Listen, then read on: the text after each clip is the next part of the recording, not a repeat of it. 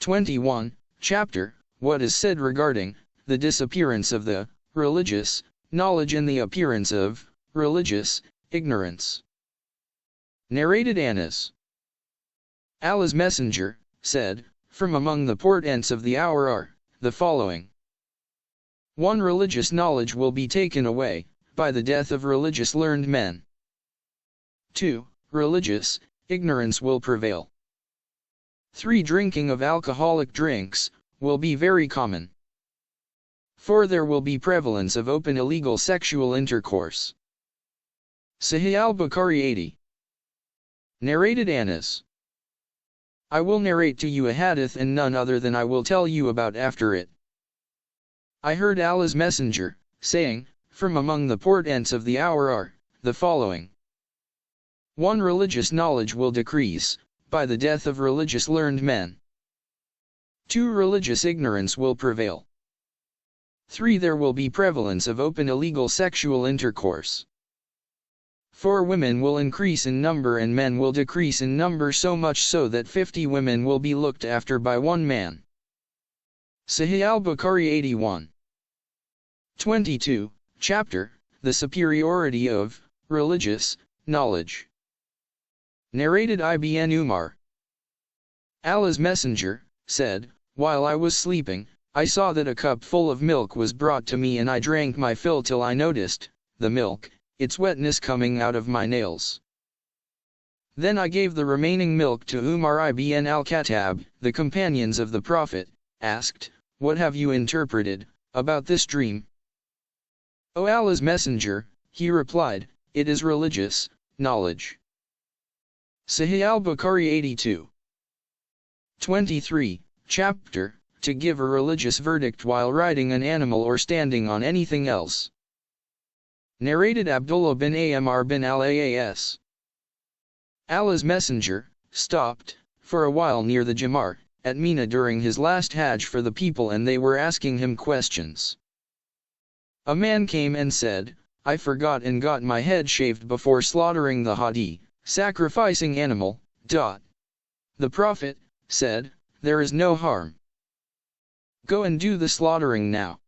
Then another person came and said, I forgot and slaughtered the camel before Rami, throwing of the pebbles at the Jamra.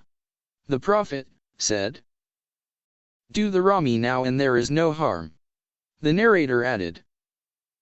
So on that day, when the Prophet was asked about anything, as regards the ceremonies of Hajj, performed before or after its due time, his reply was, do it now, and there is no harm.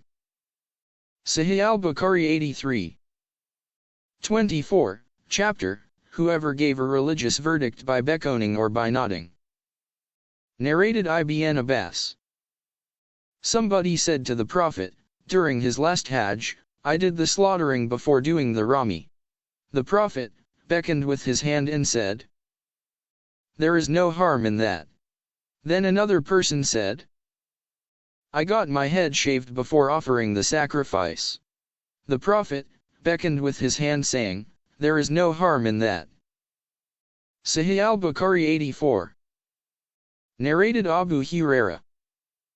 The Prophet said, religious knowledge will be taken away by the death of religious scholars, ignorance in religion, and afflictions will appear. And harj will increase. It was asked, what is harj, O Allah's Messenger? He replied by beckoning with his hand indicating killing. Fath al-Bari page 192, vol 1. Sahih al-Bukhari 85. Narrated Asma. I came to Aisha while she was praying, and said to her, what has happened to the people? She pointed out towards the sky. I looked towards the mosque, and saw the people offering the prayer. Aisha said, Subhanallah. I said to her, is there a sign? She nodded with her head meaning, yes. I, too. Then stood, for the prayer of eclipse, till I became, nearly, unconscious, and later on I poured water on my head. After the prayer, the Prophet praised and glorified Allah and then said, just now at this place I have seen what I have never seen before, including paradise and hell. No doubt it has been inspired to me that you will be put to trials in your graves, and these trials will be like the trials of Masih ad-Dajjal or nearly like it. The sub-narrator is not sure which expression Asma used. You will be asked, what do you know about this man, the Prophet, Muhammad? Then the faithful believer, or Asma said a similar word, will reply. He is Muhammad, Allah's messenger, who had come to us with clear evidences and guidance, and so we accepted his teachings and followed him. And he is Muhammad. And he will repeat it thrice.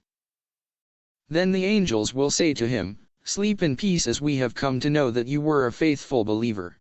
On the other hand, a hypocrite, or a doubtful person will reply, I do not know. But I heard the people saying something and so I said it. The same. Sahih al-Bukhari 86.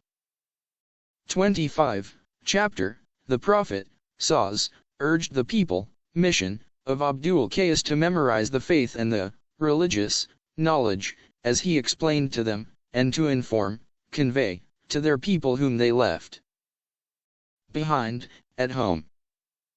Narrated Abu Jamrah. I was an interpreter between the people and Ibn Abbas.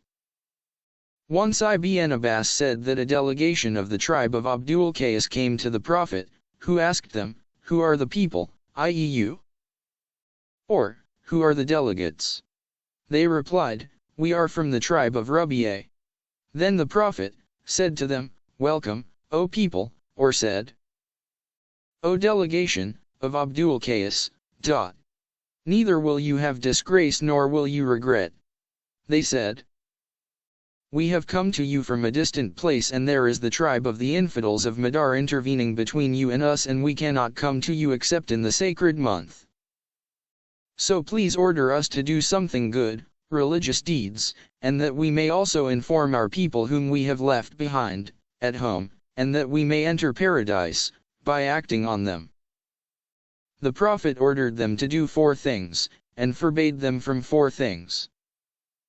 He ordered them to believe in Allah alone, the Honorable, the Majestic, and said to them, do you know what is meant by believing in Allah alone? They replied, Allah and His Apostle know better. Thereupon the Prophet said, that means to testify that none has the right to be worshipped but Allah, and that Muhammad is His Apostle. To offer prayers perfectly, to pay zakat, to observe fasts during the month of Ramadan, and to pay al-Khumus, 1/5 of the booty to be given in Allah's cause. Then he forbade them 4 things, namely ad-duba, hantam, muzafat, and an-nakir or mukayyar. These were the names of pots in which alcoholic drinks used to be prepared. The Prophet further said, memorize them, these instructions, and tell them to the people whom you have left behind. Sahih al-Bukhari 87. 20